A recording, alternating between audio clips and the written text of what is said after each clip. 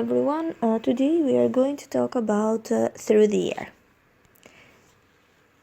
What happens through the year? So at the beginning of this chapter we talk about the constellations.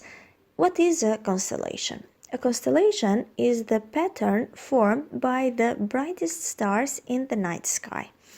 And what happens with this constellation? Can we see all the constellation during all the year? Okay, the answer is no. We see different constellations at different times of the year. For example, Orion, it is easy to see from November to February, but it cannot be seen from May to July. Why we cannot see Orion? This happens because of the movement of the Earth. So the Earth is moving around the Sun and it follows a path through the space. This path is called orbit. This is the reason why we cannot see the constellations during all the year. So it takes 1 year for the Earth to travel all the way around its orbit. The diagram shows the position of the Earth in January and in July.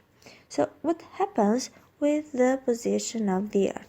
It is different, the position of the Earth, and you can see also the stars are not in the same form. Okay, so this is the reason why the constellations cannot be seen during all the year, but in different periods of the year. What creates the day and night? Earth's axis is an imaginary pole going through the center of Earth from top to bottom. Earth spins around this pole, makes one complete turn each day.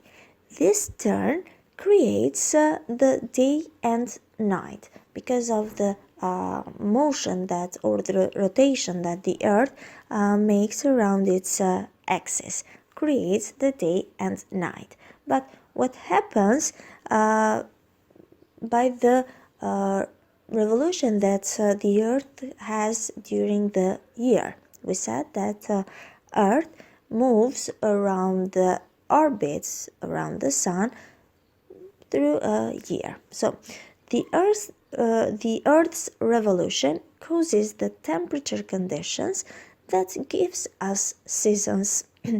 The seasons are always opposite in each hemisphere. Earth has seasons because its axis doesn't stand up straight. The Earth has a tilt of 23.5 degrees. If we see this picture here, you can notice the position of the Earth according to the Sun, and also the tilt of this Earth that is related to its axis. So in December, summer south of the equator, winter north of the equator.